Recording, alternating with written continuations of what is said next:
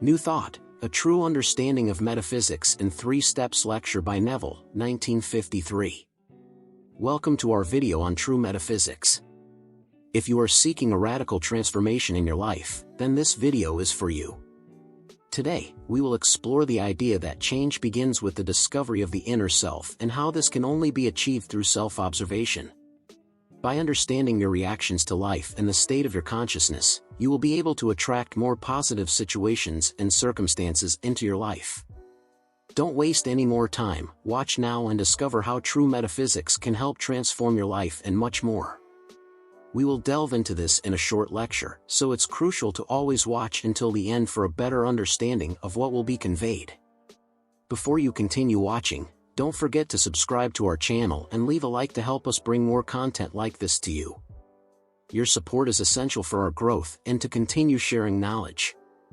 Now, let's dive into the vast subject. It is indeed a challenging task to summarize in a few hundred words what I consider the most basic ideas on which those seeking a true understanding of metaphysics should now focus.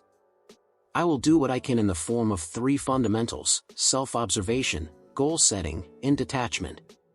The purpose of true metaphysics is to trigger a rebirth or a radical psychological change in the individual. Such a change cannot occur until the individual first discovers the self that he or she would change. This discovery can only be made through the observation and critique of one's reactions to life. The sum total of these reactions defines the individual's state of consciousness, and it is the state of consciousness that attracts the situations and circumstances of their life. Therefore, the starting point of true metaphysics, in its practical aspect, is self-observation to uncover one's reactions to life, reactions that form the secret self, the cause of life's phenomena. With Emerson, we accept the fact that man surrounds himself with the true image of himself. What we are, only that we can see. There is a definite connection between what is external and what is internal in man, and it is always our internal states that attract our external life. Hence, the individual must always begin with oneself. It is the self that must be changed. In his blindness, man is quite satisfied with himself but heartily dislikes the circumstances and situations of his life. He feels this way without knowing that the cause of his discontent is not in the condition or person he dislikes but in his own self, whom he likes so much. Without realizing that he surrounds himself with the true image of himself and that what he is, only that he can see. He is shocked to discover that it has always been his own falseness that made him distrust others. Self-observation would reveal that we have deceived ourselves, and this must be accepted before any transformation of ourselves can occur. At this moment, try to perceive your inner state. What thoughts are you consenting to, and with which feelings do you identify? One must be ever careful about where one stands within oneself. Most people think of themselves as kind, loving, generous, tolerant, forgiving, and noble. However, through an observation and critique of our reactions to life, a self emerges that is not kind, loving, generous, tolerant, merciful, or noble. This is what we must first accept and then begin to change. Rebirth depends on internal work on oneself. No one can be reborn without changing the self. Whenever an entirely new set of reactions enters a person's life, a change of consciousness occurs, a spiritual rebirth. Having discovered, through self-observation and critique of reactions to life, a self that must be changed, you must now formulate a goal, that is, you must define who you would like to be instead of who you really are in secret. With this goal clearly defined, you must, throughout your waking day, consciously observe each of your reactions in relation to this goal. The reason for this is that everyone lives in a defined state of consciousness, the sum total of their reactions to life, as we described. By defining a goal, you are defining a state of consciousness, which, like all states of consciousness, must have its reactions to life. For example, if a rumor or an anxious observation can cause an anxious reaction in one person and no reaction in another, this is positive proof that the two people are living in 2 different states of consciousness. If you define your goal as a noble, generous, secure, and kind individual, knowing that all things are states of consciousness, you can easily tell if you are true to your goal in life by observing your reactions to daily life events. If you are true to your ideal, your reactions will be in line with your goal because you will be identified with your goal, thus thinking from your goal. If your reactions are not in line with your ideal, it is a clear sign that you are separated from your ideal and only thinking of it.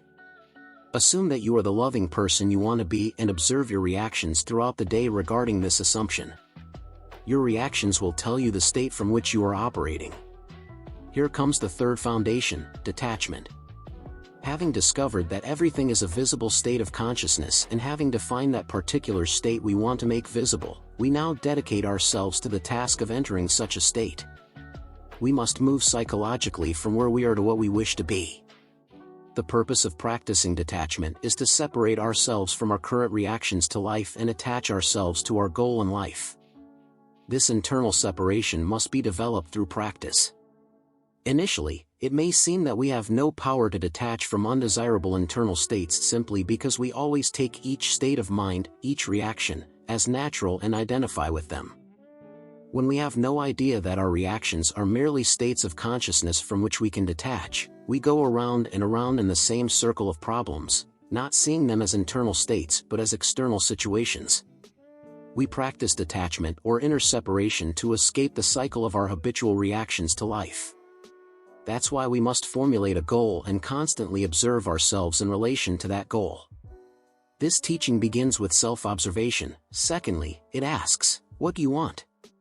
Then it teaches detachment from all negative states and attachment to your goal. The latter state, attachment to your goal, is realized by frequently assuming the feeling of your desire fulfilled. We must practice by separating ourselves from our rumors and negative thoughts amid all the problems and disasters of daily life.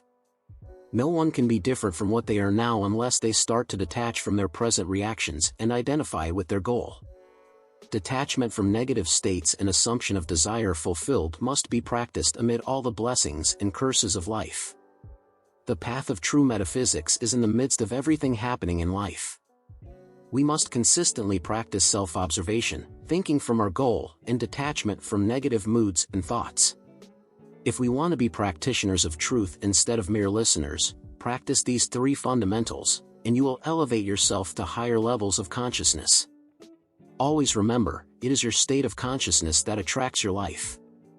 Now it's up to you. Start climbing. We've reached the end of our video on true metaphysics. We hope it has been helpful and inspiring for you. If you enjoyed the content and want to see more, don't forget to subscribe to our channel and activate notifications to not miss any new videos. If you have any questions or comments about what was covered here, leave your comment below. We love interacting with our audience and are always looking to improve our content to meet your needs. Thank you very much for watching, and we'll see you in the next video.